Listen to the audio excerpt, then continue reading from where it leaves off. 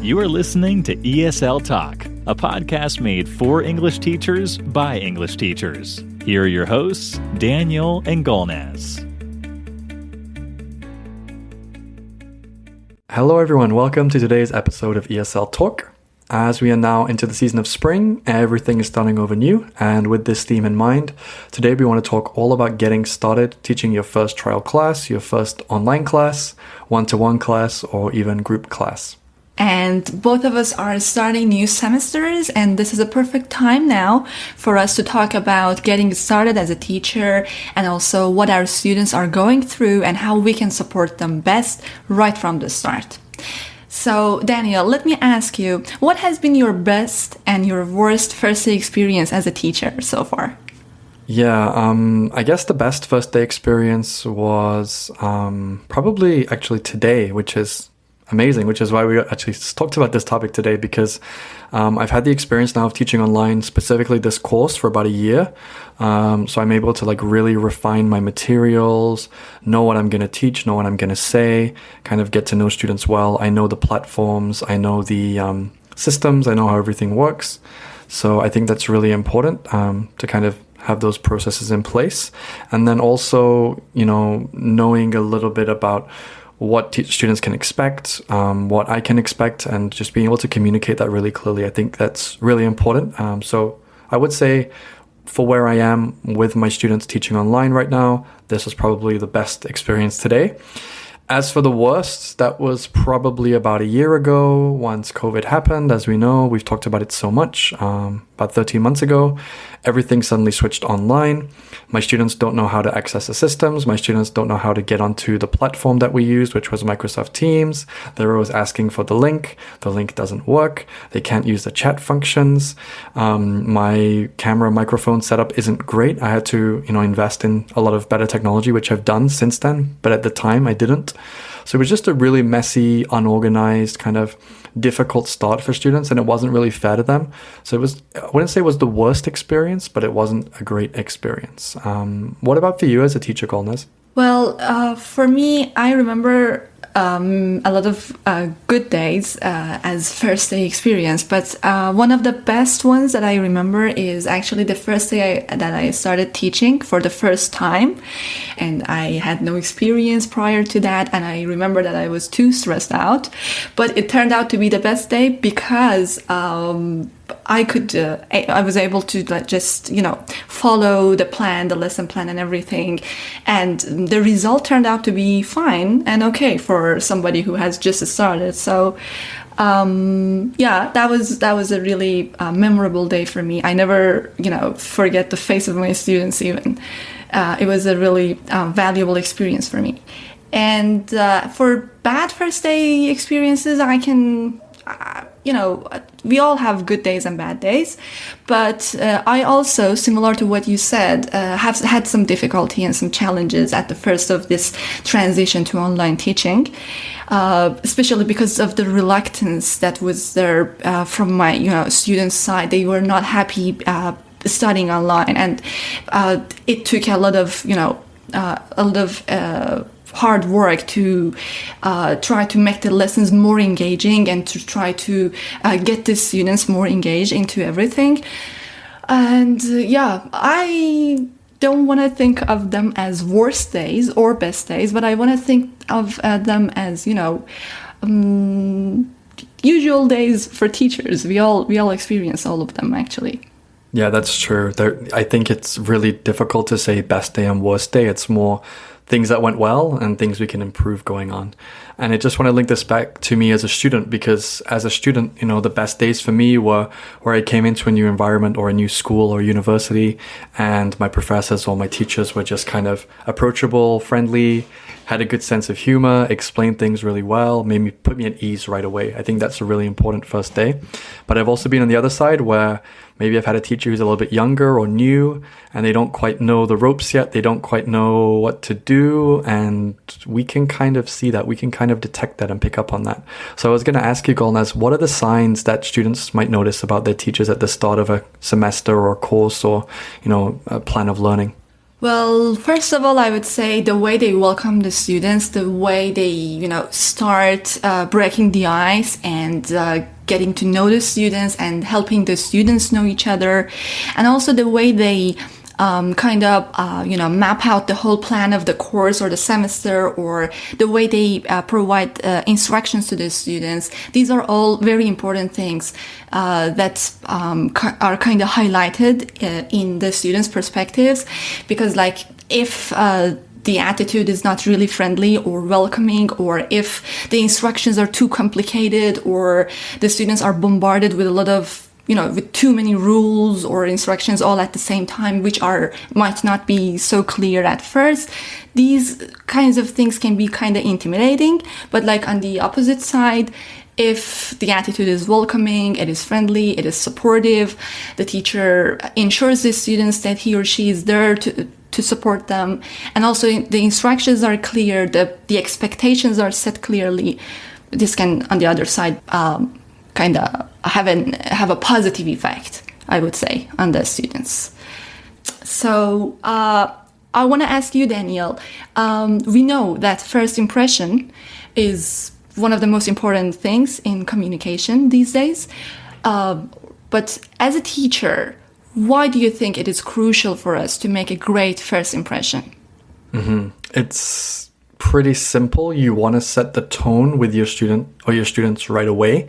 If students are paying for a course or they're paying for a set of classes, they have certain expectations, and you need to match or exceed those expectations right from the start. Because if you're starting off, a student's paid a lot of money and you're starting off a course and you're not organized, you don't really know the content, it seems like you don't quite know what you're talking about or what you're doing, then that creates a really negative effect, and that puts doubt in the mind of our students. Now, education isn't a service, but if we think about it like a business, like a service, I mean, if I paid for a service and I didn't feel I was getting value for money, then I might be annoyed. I might be a little frustrated. So I think, students will be forgiving and they'll be understanding. We don't know everything. We make mistakes. I mean, I just mentioned earlier that today was a really good first day experience for me, but actually I made a few mistakes.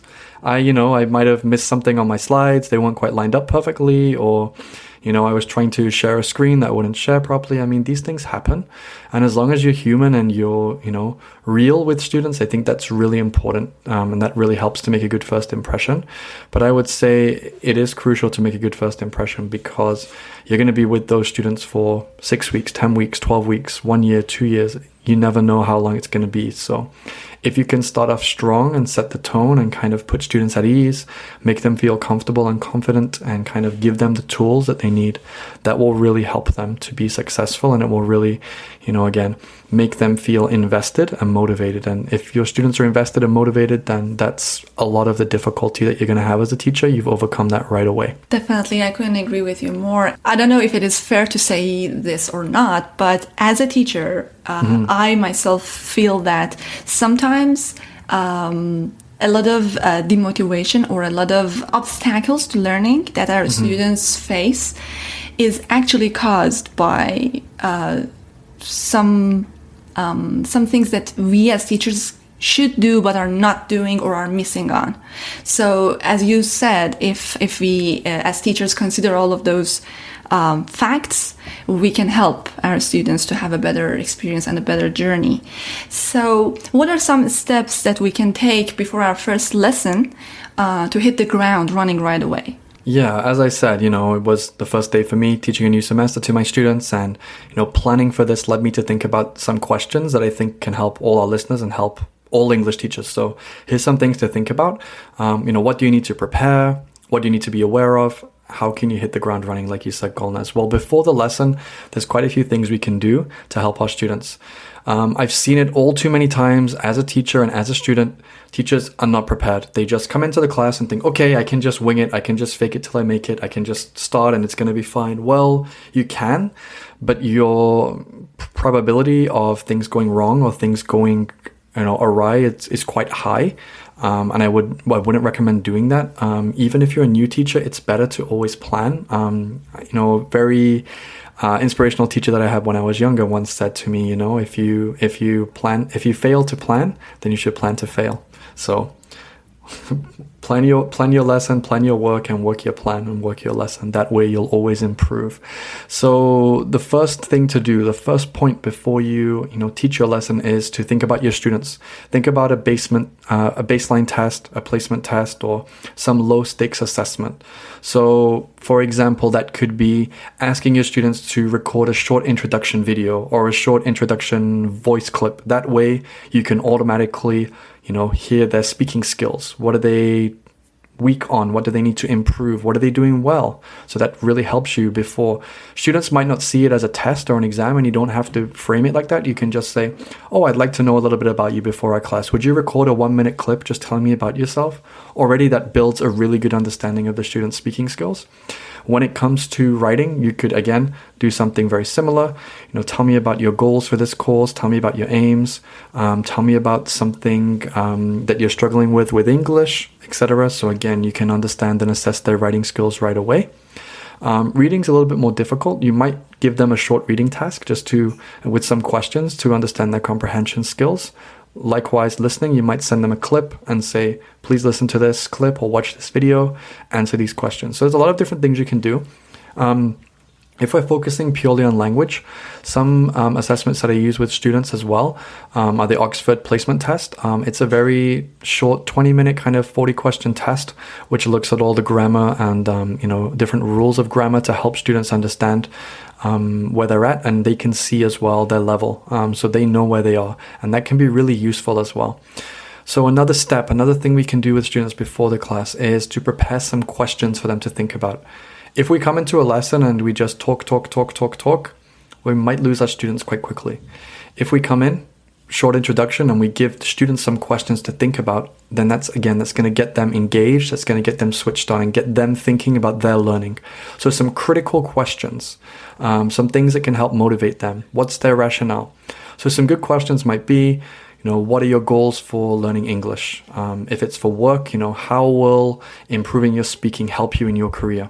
How will being able to research help you with your university course? How will speaking confidently and presenting well help you in your life? There's lots of different ways you can look at it. Another thing to do, discussing goals and setting targets together. So you might have some goals in mind for the student, but you should never assume that those goals are the same as what you think. You should speak to the student, consult them, involve them in the process. If a student feels involved, they feel invested. They think, yep, this teacher understands me. They want me to succeed. They know what my goals are, and they're going to help me guide towards them. And it's obviously going to help with motivation as well. Another thing, prepare good content. You don't have to spend hours and hours and hours preparing slides, because students, shouldn't rely on the slides. They should be there as a guide, as a prompt, as a reminder, which can be great for audiovisual learners, because some people interpret information differently. They might not always hear everything you say. They might see things. So if you have a combination, that's great. Again, make the content interesting and engaging, good images, good, quality videos, and good quality material. And then finally, what do you do before the lesson? Set homework, review tasks, next steps. Because if we don't know where we're going, how can we have a good, successful first lesson? We need to know, okay, what's lesson 2 going to be? What's lesson 3 going to be? And if we have that in our mind, we can again start to help students link their learning, connect ideas, practice, and develop more.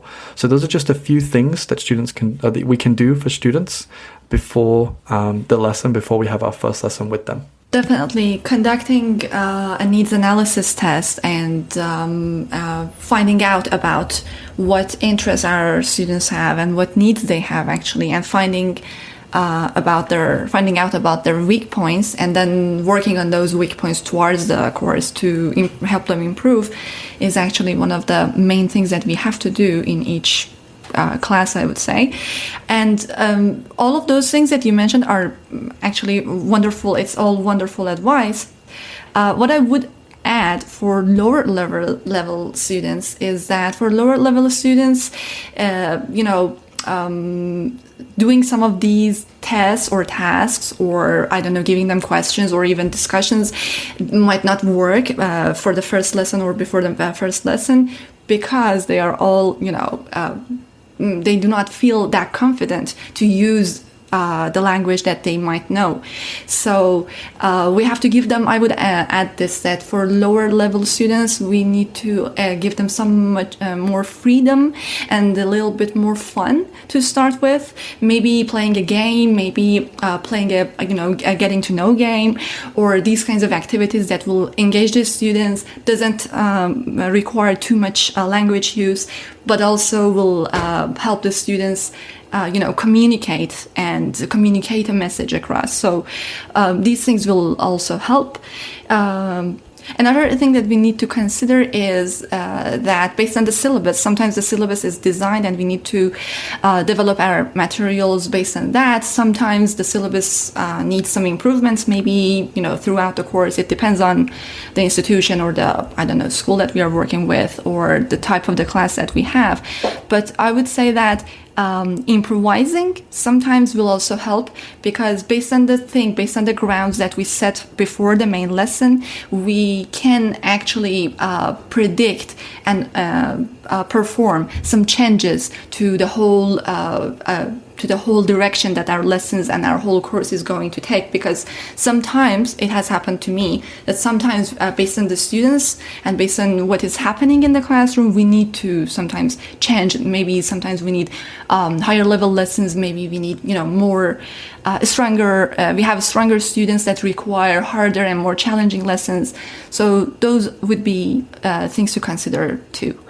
Now, I want to ask you, Daniel, what are the steps to take during the first class? Yeah, you've touched on some of these already, but definitely I would say that have an outline, like you said, have a syllabus or a plan of learning, but you need to adapt that learning. You need to think about the needs of your learner or your learners and build lessons and build activities based on what they enjoy, what they're interested in. Because if I have a student who wants to improve their business skills and I'm teaching them general English skills, that's not going to appeal to them. If I have young learners and I'm giving them articles or material on science, technology, and really heavy academic articles, it's not going to be of interest. It's not going to motivate them. It's not going to be valuable to them. So think about your learners' needs and goals. Once you've planned those, then you can start to plan lessons with them in mind. You can tweak your outline, you can tweak your activities, but that should be in the first lesson. You should start to fill in those gaps of how you're going to teach the class, how you're going to teach that student or those students. And that not only increases the motivation for the students and gets them engaged, but it also makes it more enjoyable for you and for them. And if a lesson's more enjoyable, the time flies by so quickly and it's so much more, productive on both sides. The next thing I would say is give students choice and variety in their learning. Don't say to them, this is the task I want you to do. Say, I've got 2 tasks here. Which one would you like to do? Or for homework, I've got a choice of 2 questions. Do you want to try this one or this one? Or, let's do some multiple choice, questions, not for an answer, but just kind of what do you want to discuss? So giving options and choices to students as well helps them with their learning. You're empowering students. You're giving them the option and the choice of how they want to learn and what they want to learn. Again, that's only a benefit for you as a teacher and also for the students because they're invested, they're engaged as well. Another really important thing to do in the first lesson is to set expectations. Now, personally, I'm not very strict. A lot of students think I am strict. Maybe it's just the way I communicate, but I never try to be strict. I just try to be realistic and honest. And I think students appreciate honesty more than shouting or being angry or losing your cool. If you can be focused and serious and honest with students and set the expectations and tell them, I know what you expect of me, so I want to deliver that and I want to ask you the same. I think if you have that mutual respect and that mutual understanding, it's going to get good results and you're going to set high standards. You're not going to let things slide. And hopefully students won't either. They'll see the value of that and they'll take things seriously. If they don't want to be serious, that's fine. If they've made that choice, if they've paid their money, then that's fine. That's on the students. We can only help so much. And I know a lot of students take it, I know a lot of teachers take it personally, but ultimately, as long as we do everything that we need to do and we are as professional as we can be, then we've done our job. I know it's in the first lesson I'm talking about here, but you need to already have in mind what will lesson 2, lesson 3, lesson 5, 10, 20, what will they look like? Take students on a journey. By the end of this course, you will be able to. By the end of this lesson, you will be able to. By the end of the year, by the end of this month, take them on that journey. show them where they're going to be at each point, work backwards. That way we're ensuring success. We're making sure students can understand why we're doing things, what we're doing, why we're doing it, and the process is clear. If we have clarity and the student knows what we're doing, then they'll come with us on that journey. If it's not clear, they don't see the value, they don't see the importance of it, maybe they won't. So again, take them on that journey. And during the first lesson, we can raise motivation. We can do some progress checks. We could do some little interim checks throughout the lesson. So after an hour, if it's a long lesson, we might say after 1 hour, okay, let's quickly check. What were the answers to this? What do you think about this? What are your perspectives on this? What are your opinions on this? Give lots of praise. And you can still use those comprehension checks and those progress checks to identify areas. Okay, student A, they're really finding it difficult to speak coherently. Student B, they have some good ideas, but they're speaking, too much. It's not clear, it's not coherent, it's not efficient.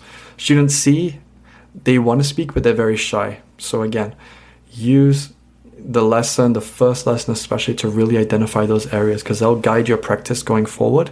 And then finally, build rapport and trust with your students. Take a few minutes before the lesson. Ask them about themselves. Where are they from? Why are they studying? What do they want to improve? Why do they want to improve? Tell them a little about yourself so they feel comfortable, they feel at ease. Tell a few jokes if it's appropriate and it's, safe to do so. Know your audience, know your class, and they'll get to know you. It'll be so much easier to get them on board and get them invested in what you're doing. Yes, there's a lot I agree with here, and especially building rapport and trust with your students, and also using everything that you observe and everything that you monitor during the first session to build on for the future lessons. This is, in my experience, I've seen that this is crucial for a successful term or semester. So now moving forward, I want to ask you, Daniel, what should we do at the end of the first lesson after class? Yeah, this is just as important as the beginning of the class or even before the class.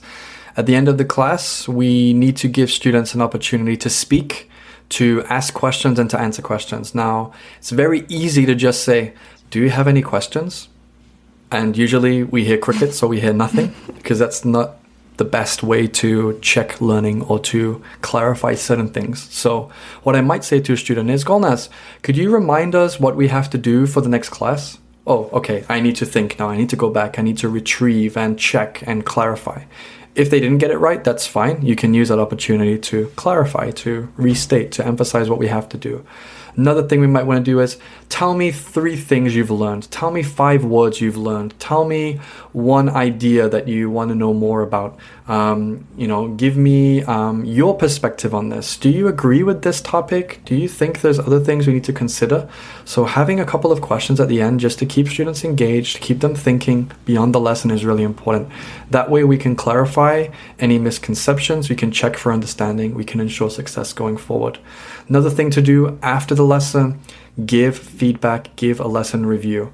Now, if you're teaching 25, 30 students, you can't individually give every student a lesson review. You might just give an overall one. Okay, class, here's what we did today. Here are the tasks or the topics that we covered. Here's what we need to do for the next class. Here's the material. Here is how you can contact me if you need to clarify anything. That's really, really useful. Also, by sending that email to your students, they have a way to contact you. They feel more comfortable. They feel more confident.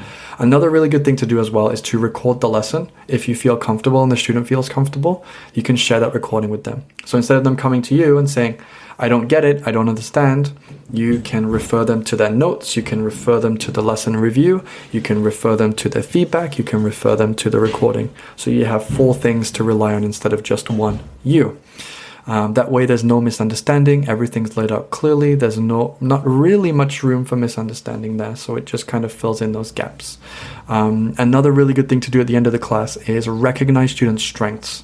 For example, you might say, I don't know, John, you I really like that answer that you gave because you gave evidence, you supported your points, you gave an example, you developed. Or Sally, I know it's always Sally as a generic English student. Sally, you listened to the other point that the other speaker made and you built your response based on what they said. So that was a really nice way to develop conversation. Or you wrote a really organized, well-structured essay. Let's look at what's good about it. Don't just say, well done, great. That's wonderful. It might be, but these phrases, they don't have much value if you don't add specifics to them. We can tell students, great, well done, awesome. Why? How? What did I do? Add in what they did, how they did it, why they did it. Great. Students can really respond to that and they'll give you much more in the future. Show them what they did well. Show them how they can still improve as well. A little bit of self-correction helps.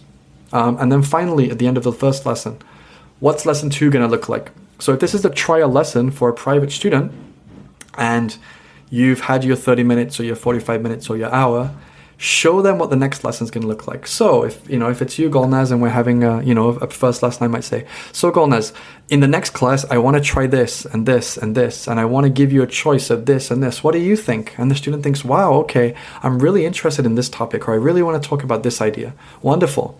This is going to ensure, the booking or the sale or the course, goes ahead. The student continues to learn with you.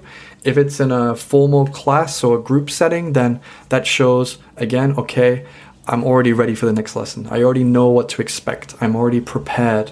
I can already start to have an image in my mind of what the next class is going to look like, and I can see how I'm going to progress, how I'm going to develop, how I'm going to get better. So those are a few things that we can do at the end of the first class. That's true, and I always find it interesting for both myself and my students that about the thing that you said, that you make it clear for them what next lesson will look like. I have experience with this with homework, especially like when you set the homework for them. It is really interesting to let them know and let them decide and let them express their feeling towards that homework. Do they like it or not? Yeah, generally speaking, no student likes any homework, generally speaking, but of course you can find ways to make the homework interesting for them, and by involving them in choosing the tasks or reflecting on the tasks, you can actually get some good insight into what you can do next to better prepare your lessons and better prepare the homework for your students. And what about during lesson 2? Now, we've talked about the first lesson so far. Now, this is also connected to the first lesson as there is some crossover, but what other things do we need to consider during lesson 2? Yeah, so obviously at the end of lesson 1, we're going to set homework for students. We're going to take them through the steps. We're going to break it down. This is the question. This is the task. You can choose this. You can select this. You can do this. And then at the beginning of lesson 2, we need to link and connect lesson 1 and lesson 2. If we don't make that connection, what's the point? It's kind of redundant. If there's no connection, there's no development, there's no learning taking place, or there might not be as much learning taking place. So first thing to do, check the homework or check the content that you covered the last class. Give students an opportunity to set the tone. All right, what did you take out of this reading? What are your thoughts on this? What are your perspectives? Is there anything you disagree with? What did you understand by this term? What does this phrase mean to you? I noticed a lot of students, or I've noticed that my student had this error with this phrase or this sentence, or they didn't quite understand this term. Wonderful. We can use that as a learning opportunity. So we can make sure everything's boxed off and tidied up and organized from lesson 1, and then we can move smoothly into lesson 2 and start off on a really positive note with students, energized and invested and empowered and ready to go. So getting feedback to students on the homework or the review task, this is really important. Not for students, for us as teachers. Ask the students, how was the homework? What did you find difficult about it? What did you enjoy about it? Was it boring? Was it not a good task? That's fine. This is how we improve as teachers. This is how we constantly improve and refine and get better as we go. Because if we just keep teaching the same lesson over and over again and we don't ever improve it, it's never going to get better. It's just going to get stale and stagnate. And we don't want that. And students don't want that. They want to keep, improving. So we've got to develop as they do. Refer back to student goals. Okay, you need to improve this, or your goal is to get a Band-Aid in IELTS, or it's to get accepted to this university, or to get this job. Okay, here's what we're going to do today to help you achieve that goal, to work towards that goal. So if we're constantly moving towards that goal step by step, then again, we're going to be able to empower the students, get them invested, get them working, and they're going to be on board. They're going to be along for the ride and ready to, succeed and give it what they can to be successful. So lesson 2 is just as important as lesson 1, and obviously continuing on from lesson 2 as well. Definitely. And Daniel, what are some other variables we should consider if for some reason this isn't sufficient or doesn't work for the class that we have, or something doesn't go exactly to plan? What are some other variables? Yeah, even if you have 1 year experience, 20 years experience as a teacher, you don't always know exactly what your students' strengths are or the weaknesses are going into it. So we might have prepared a really good lesson for a student, and then when we speak to them, we realize, their speaking ability is very low, or their writing ability is very low. This isn't going to work. We have to be adaptable, like you said earlier, Golnaz, and it's always a good idea to over-plan, especially the first 2 or 3 lessons, because if you have an advanced student, they're going to get through everything much quicker, and if you have nothing to teach them or to work with, then it's going to be a little bit of a waste of time. Similarly, if we have a student who is a very low-level student and we're asking them very complex, difficult questions, or teaching them grammar that's going to be too advanced for them, then again, it's not useful for the students. So initially, try to pitch it to 2 or 3 different levels for the first few lessons. If it works, great. You can build it up, level it up as you go. If it doesn't work, you can level it down as you go. So always have a couple of different ranges and abilities in mind, because test scores and placement tests aren't always accurate. We can't trust them entirely. So, we might need to adapt things. We might need to adapt our course or our lessons or our outlines and our material, because we can't use a one-size approach. If we're teaching a writing course, I teach writing courses, and I can't teach the same writing course to every student. I can't teach the same writing course to 2 students who have IELTS 6 in writing. I can't teach it to 2 students who have, exactly the same background or grades, because not everyone's the same. So really important to over-plan, because at least if you over-plan, you're always prepared. You don't leave yourself short. You don't leave yourself kind of with nothing there, because then your students are going to lose confidence in you. They're going to lose faith in you. They're going to think my teacher's not prepared, and you are prepared. So don't ever give yourself that panic and that anxiety. And then again, another variable to consider, your level of guiding and leading in the class. So if we have a small group of 3 or 4 students and they're all very chatty and they're all very talkative and it's a speaking class, great. Set them up, give them a task, make sure you explain it and lay it out very clearly. Let them go with it. Let them lead, let them guide, let them direct the lesson. If you have a much bigger class of 15, 20 students, again, we can do this massively. Put them in little groups. I love putting students in breakout rooms and small groups. Some of my students love it. Some of my students hate it, but it definitely has its benefits, because then you're putting the tasks or the roles on the students, and they're having to think, they're having to adapt, they're having to communicate in English and use all their skills. I'm not just spoon-feeding them, because it can be very easy to spoon-feed students, especially in small one-on-one or 2-on-1 or 3-on-1 bases. So think about your students and think about your level of guiding and leading, and adapt that and modify that as you need to. So abilities, materials, and your level of input and involvement, those are a few variables to consider, especially in the first lesson or 2. So, Golnaz, I've spoke quite a lot today. So, as a student, and obviously your experiences are a little bit different to mine, what are the qualities of teachers that you've noticed, and what are the things that we've discussed that make them stand out? Is it these elements, or is it something else that we might have missed? Well, I would say that as a student, I would love to see all of these qualities and all of these processes happening in any class that I attend.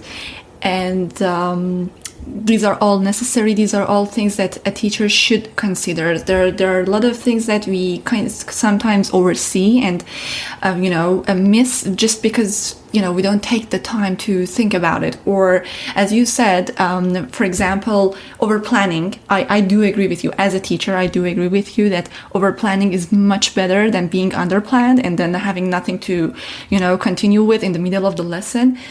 So as a teacher, I myself try to follow all of these, necessities for a successful lesson. If you do not have them, then you won't feel good at the end of the lesson. So and as a student, I really would love to see these things from my teachers' side, and I've had very great professors and very great teachers who have actually implemented these strategies in their teachings, and I would say that the report, the way that the expectations are set, the way that the instructions are given, and the way that the teacher and the professor, or the approach actually that the teacher and the professor has to teaching are all important qualities that I am always looking for in my teachers. And they really stand out for me because without them, I find myself, a little bit confused or demotivated at times. And then I have to put some extra work, more than what I am usually doing, to keep myself motivated and then carry on with the whole lesson. It is a student's job to study all the time, to work hard, to give her or his 100% to the lesson. But I also think that it is our job and our responsibility as teachers to give our 100% to it too. And if we do this mutually, great experiences can happen for both sides. Absolutely. Yeah, I definitely feel that, students sometimes, they do feel demotivated. As teachers, we sometimes feel demotivated as well. Every day is not going to be perfect. We have to accept that we're going to have good lessons and bad lessons, and it's how we respond and how we learn from those bad lessons that help improve us as teachers and help us become better in the future as well. So we talked a little bit about first impressions, and I don't want to be cynical or negative here, but I'd like to know, do we really judge teachers based on first impressions? I know that I've done it when I was, studying, and when I was a little bit younger. I have done it. Do you think that we really do that? Do we judge teachers based on first impressions? I think as human beings, we naturally do judge people based on first impressions. But I think it is important to always allow some time and give our audience some time and give our, for example, teacher some time to, and give ourselves some time to be able to connect and to be able to match our communication styles and our learning and teaching styles together and find a way to, work it out. I would say that it is not wrong or it is not bad to have a kind of a prejudgment based on the first impressions, but it is not good to rely too much on it, because experience has shown me that I have had very bad first impressions from some people, but then it turned out to be great. For example, that class or that teacher turned out to be my most favorite class. But like, for example, the first day didn't, go on as I had expected it. But it doesn't mean that it is not a good class or the teacher is not a good teacher. So we have to allow them time. We have to allow ourselves time to know each other more and to try to find a way to, adapt. That's my take on that. Yeah. What do you think, Daniel? My advice always is, even if you have a disaster first day or first lesson, you can always turn it around. You can always improve. And I think, being honest and being humble with your students and accepting, what, I made a mistake, or I've been in this position where my slides didn't save, or I lost my lesson plan, or whatever it is. These things happen. And if you're honest and realistic with your students and you explain to them that you're human, and as long as it is a one-off, then I'm sure students are going to be fine with that. But if we're not planned, we're not prepared, and we're not organized, then that can really start to cause issues for students. When it starts affecting students, then that's kind of when we have to stop and take stock of things. But I think it's really important, again, to kind of have that good first impression as much as you can. Don't try too hard. Be real, be authentic. I think that goes a long way. But yeah, I would say most of all, try to follow the steps, try to be organized, and get that first lesson right. If you get that first lesson right and nail all the key things that we've talked about today, then the rest of the lesson should go pretty smoothly, and the rest of the course or the semester should be a success, we hope. That's me knocking on wood.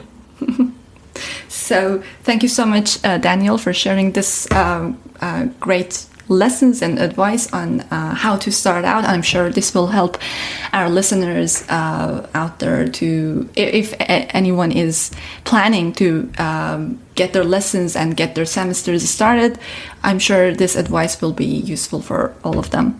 I hope so. I really do. And, we don't usually get an opportunity to just talk like this. And, we've just been quite fortunate today that we just decided we wanted to talk about this and, get together and really, discuss this in length. And yeah, if you are starting anew or you're getting new students, even if you've been teaching a while, these are some things to think about. So if you can even just take one or two elements from this and implement it, then we hope that it really helps you to be more successful in the future. So thank you so much for listening today, guys.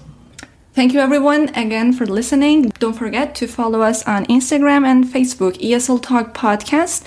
And if you want to email us, our email address is esltalkpodcast@gmail.com. Thanks again for listening, guys. We'll see you next time. Bye-bye.